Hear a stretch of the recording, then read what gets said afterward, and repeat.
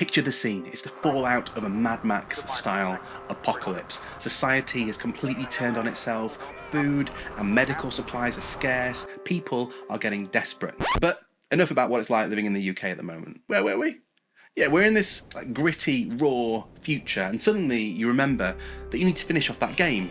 And there's that email hanging around that's not going to answer itself. You're going to be needing a keyboard that's built for this kind of wasteland.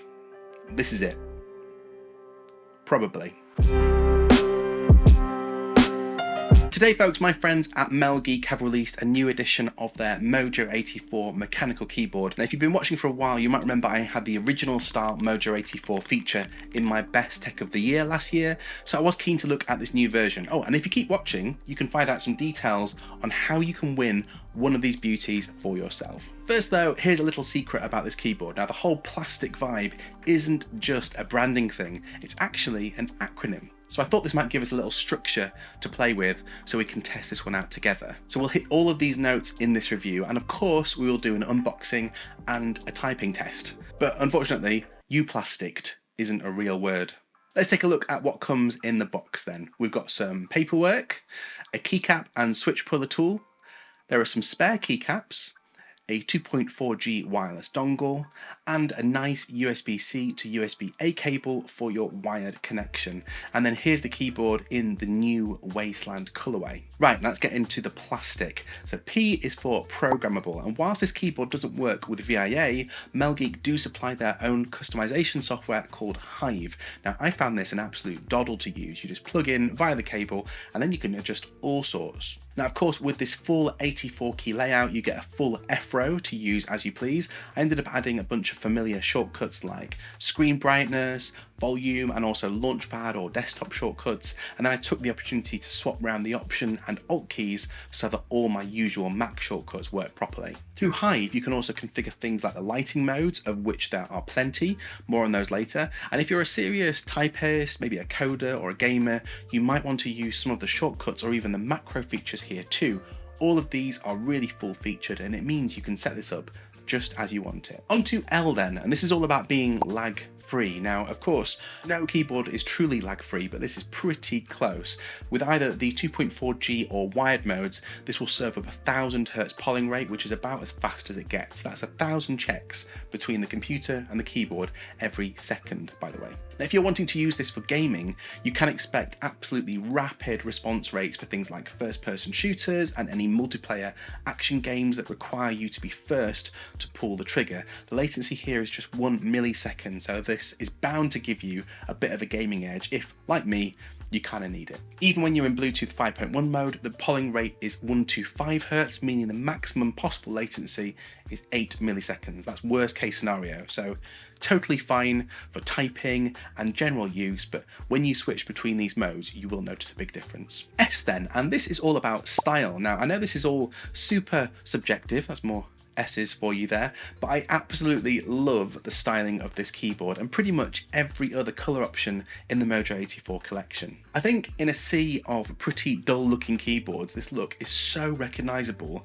and this screwless design is just dripping with style. They've got the see-through frame, the orange styling on the keycaps, this plastic lettering stamped all over the back, even this little tag that's on the inside, this knee keyboards not friends, it's all good in my eyes, and that is without the lights on. If you activate the light modes, which is done by holding down the right function key and then pressing Z, X or C, you'll be treated to all of these lovely effects. And then you can even program your own if you like that sort of thing. Now if you've been watching the channel for a while, you know I can take or leave rainbow and unicorn flavoured style lighting effects, but these are altogether more pleasing than most other RGB keyboards I've tried. And don't tell anyone, but it might have made me into a bit of a convert. And that leads us nicely to the T for transparent. And again, this is a theme across the full Mojo 84 range. I do think the whole transparent tech 90s throwback era we're in at the moment is so cool. So many gadgets at the moment are leaning into the whole see-through look, and I'm here for it.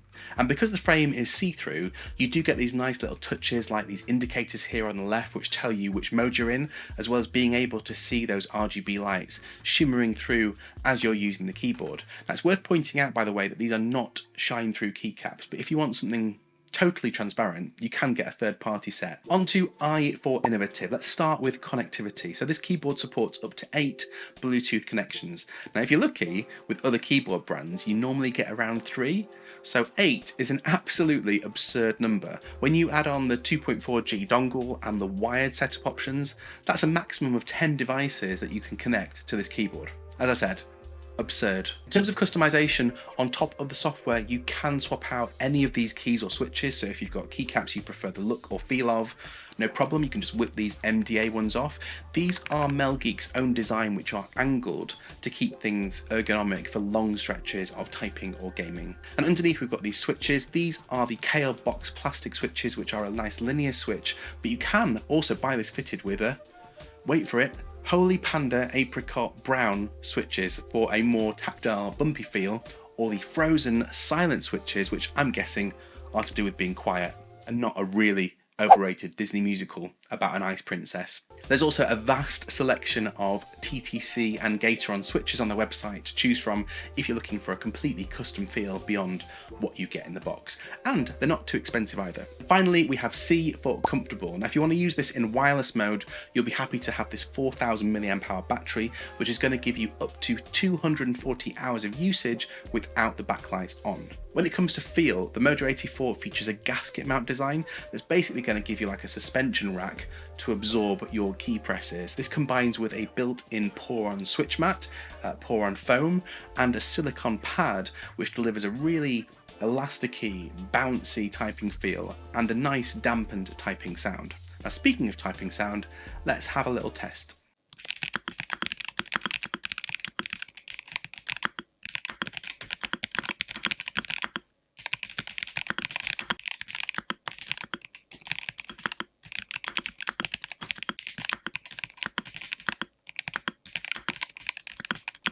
In conclusion, if you're after a programmable, lag-free, stylish, transparent, innovative, and comfortable mechanical keyboards that is sure to sound awesome, and you've got 200-ish spare dollars to drop, I can absolutely recommend this. In fact, it's my new favourite keyboard. There's a link down in the description if you want to go check it out for yourself. I just realised we actually didn't cover an A in that acronym, plastic. Maybe it's the A from lag. Maybe we'll go for apocalyptic? Right, that's what we're going with. I'm sticking with apocalyptic, yeah. A stands for apocalypse. Tick.